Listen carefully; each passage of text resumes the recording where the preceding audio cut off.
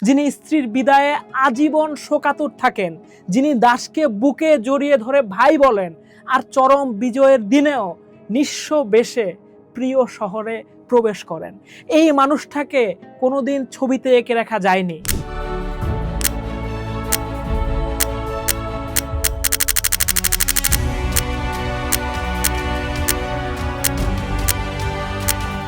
মক্কা বিজয়ের পরের দিন শত শত বছরের প্রাচীন পবিত্রতম সেই পাথরের ঘরটার উপর উঠে দাঁড়ালেন একজন মানুষ।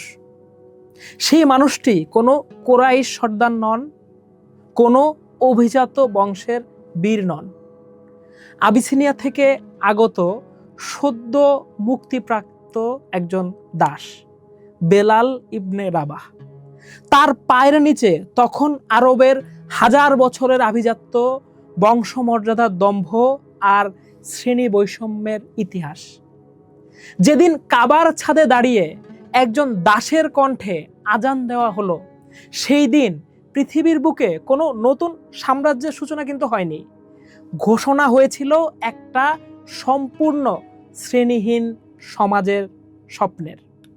কিন্তু ইতিহাস যত এগিয়েছে, আধ্যাত্মিকতার সেই জীবন্ত প্রেম তত বেশি হারিয়ে গেছে শুকনো কিছু অধ্যায় নাম্বার আর আয়াত নাম্বার মুখস্থ করার খাঁচায়।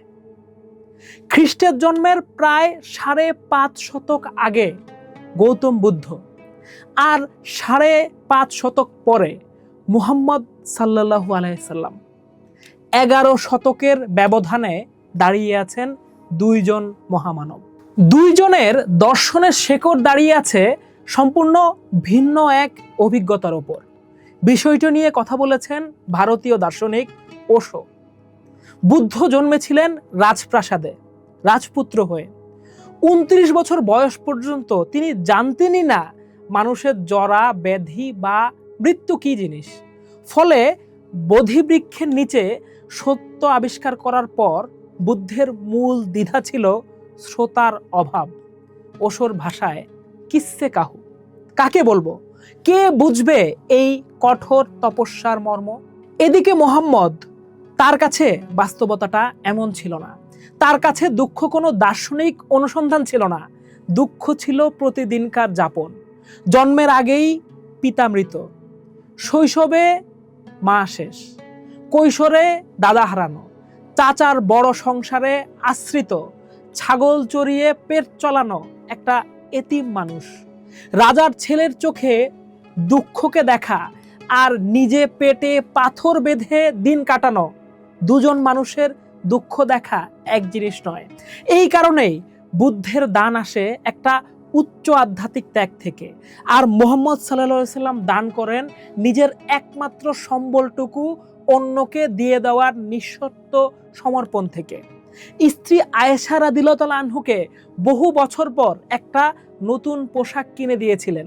ঘরের দরজায় এক নিঃস্ব এসে কাপড়টা চাইতেই সেই নতুন বস্ত্রটিও দান করে দিতে বলেন স্ত্রীকে। এই নবীর কাছে দান মানে অতিরিক্ত বস্তু ফেলে দেওয়া নয়। দান মানে নিজের সবচেয়ে প্রিয় জিনিসটি নির্দ্বিধায় অন্যের হাতে তুলে দেওয়া। হেরা গুহায় যখন ওহির ভার নামলো সেই কাঁধে, নিরক্ষর মোহাম্মদ এক চরম সংকটে পড়লেন। ওশোর ভাষায় ক্যাসে কাহু, কিভাবে বলবো।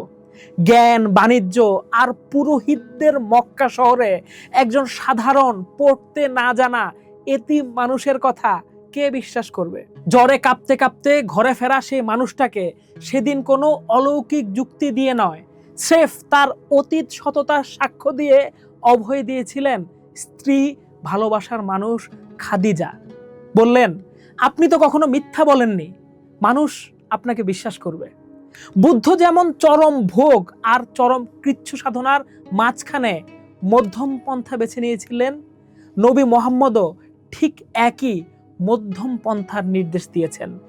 নামাজের অতি চড়া বা অতি নিচু স্বর নয়, ব্যয়ের ক্ষেত্রে হাত গুটিয়ে কৃপণ হওয়া নয় বা সম্পূর্ণ উজাড় করে নিঃস্ব হওয়া নয়, বরং ভারসাম্য।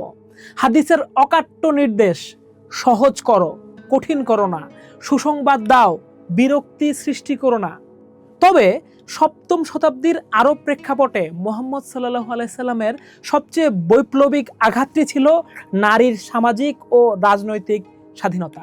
পশ্চিমা বিশ্ব নারী মুক্তির যেই ইতিহাস আজ ফেরি করে, তার 12 শতক আগেই প্রাথমিক ইসলামে নারীকে একটি স্বতন্ত্র ও আইনি ও অর্থনৈতিক সত্তা প্রদান করেছিল এই মানুষটি। ব্রিটেনে 1882 সালের আগে বিবাহিত নারী বাবা সম্পত্তিতে অধিকার পেত না, অথচ 15 শতক আগে আরবের গোত্রীয় সমাজে দাঁড়িয়ে খাদিজা ছিলেন একজন ব্যবসায়ী, আয়েশা ছিলেন যুদ্ধক্ষেত্রের সেনাপতি, আর ফাতেমা ছিলেন রাষ্ট্র ক্ষমতার মুখের ওপর দাঁড়িয়ে নিজের অধিকার দাবি করা একটা নির্ভীক চরিত্র। ইসলামে নারী সম্পত্তিতে অধিকার পায় একেবারে গোড়ার সময় থেকেই।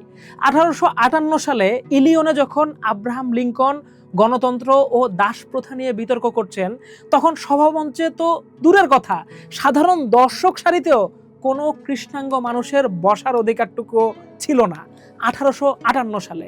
আর 622 খ্রিস্টাব্দে মদিনা রাষ্ট্রের প্রতিটা নীতি নির্ধারণী মজলিসে সমান মর্যাদায় বসেছিলেন কৃষ্ণাঙ্গ বেলাল।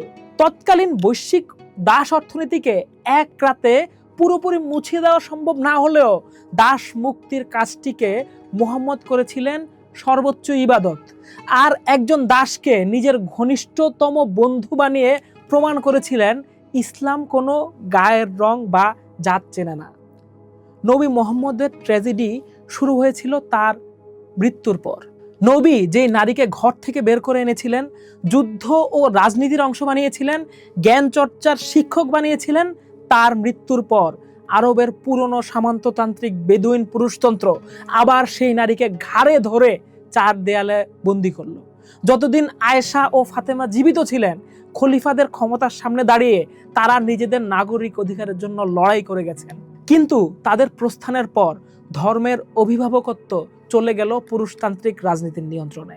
যে ধর্মে পুরুষের নিজের দৃষ্টি সংযত করার নির্দেশ আগে এসেছে, পুরুষতন্ত্র সেখানে নারীকে অদৃশ্য করে দেওয়াকে প্রধান ধর্মে পরিণত করেছে। আজকে মুসলিম সমাজে হাদিস মানেই শুকনো বিধিনিষেধের খাতা, আর সেকুলার সমালোচকদের কাছে সিরাত মানেই নারীর বয়স আর বহু বিবাহের সংকীর্ণ বিতর্ক।